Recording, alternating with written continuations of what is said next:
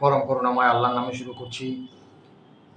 উপমহাদেশের রাজনীতিতে ভারত একটা বড় ফ্যাক্টর, এটা অস্বীকার করবার কোনো যুক্তি নেই। আর ভারতের সঙ্গে আমাদের যে রাজনৈতিক সম্পর্ক, এটা আমাদের জন্মলগ্নের সঙ্গেই জড়িত।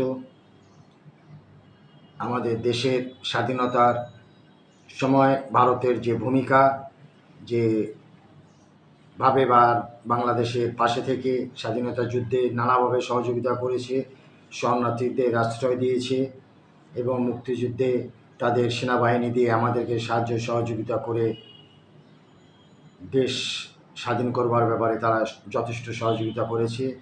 এই কৃতজ্ঞতা সারা জীবন বাংলাদেশের মানুষ প্রকাশ করে আসছে এবং করবে, এ ব্যাপারে কোনো দ্বিমত নেই। স্বার্থ সংশ্লিষ্ট ব্যাপারে নানা সময়ে নানা ব্যাপারে কিছু বৈপরীত্য লক্ষ্য করা যায়, কিছু মিশ্র প্রতিক্রিয়া লক্ষ্য করা যায়।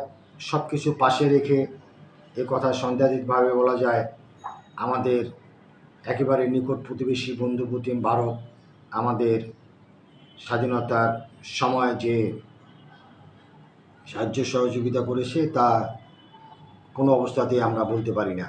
সম্প্রতি সে দেশের নির্বাচন হয়ে গেল এবং লোকসভা নির্বাচনে মোদী সরকার আবার ক্ষমতায় আসীন হলেন তৃতীয়বারের মতো এবং আমাদের প্রধানমন্ত্রী মাননীয় শেখ হাসিনা মহোদয় সেখানে শপথ গ্রহণ অনুষ্ঠানে গিয়েছেন এবং সেখানে একটি চমকপ্রদ ঘটনার জন্ম হয়েছে। সেটি হলো শেখ হাসিনা মহোদয় মাননীয় প্রধানমন্ত্রী এবং বাংলাদেশ আওয়ামী লীগের সভানেত্রী একটি ভারসাম্যের রাজনীতি তৈরি করবার চেষ্টা করছেন ভারতের সঙ্গে। বিশেষ করে প্রধানমন্ত্রীর সঙ্গে সাইড লাইনে একটি বৈঠক হয়েছে শপথ গ্রহণের পর। পরবর্তীতে তিনি যেখানে ছিলেন সেই হোটেলে গান্ধী পরিবারের সদস্যরা এবং কংগ্রেসের নেতারা এসছেন। বিশেষ করে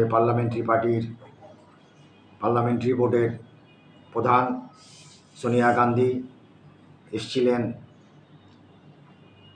রাহুল গান্ধী এসছিলেন, প্রিয়াঙ্কা গান্ধী, এবং সকলের সঙ্গে অত্যন্ত সৌহার্দ্যপূর্ণ সম্পর্কের মধ্য দিয়ে, সৌহার্দ্যপূর্ণ আলাপ আলোচনার মধ্য দিয়ে, আন্তরিকতাপূর্ণ হৃদয়তাপূর্ণ আলোচনার মধ্য দিয়ে তাদের সঙ্গে সময় কাটান মাননীয় প্রধানমন্ত্রী। বুকে জড়িয়ে ধরেন কংগ্রেস নেত্রী সোনিয়া গান্ধীকে, বুকে আগলে রাখেন রাহুল গান্ধীকে, আগলে রাখেন প্রিয়াঙ্কা গান্ধীকে।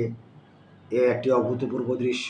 তিনি এটির মাধ্যমে একটি ভারসাম্যের কূটনীতি, ভারসাম্যের রাজনীতি ভারতের সঙ্গে প্রতিষ্ঠা করতে যাচ্ছেন। এটাই বাংলাদেশের জন্য হওয়া উচিত।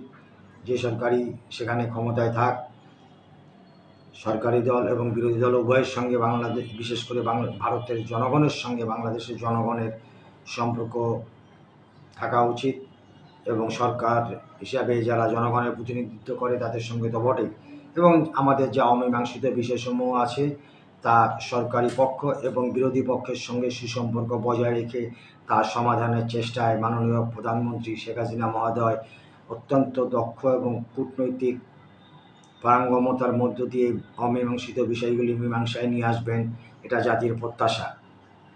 আর তাছাড়া এই গান্ধী পরিবারের সঙ্গে মাননীয় প্রধানমন্ত্রী শেখ হাসিনা মহোদয়ের একটি পারিবারিক সম্পর্ক রয়েছে দীর্ঘ সময়ের।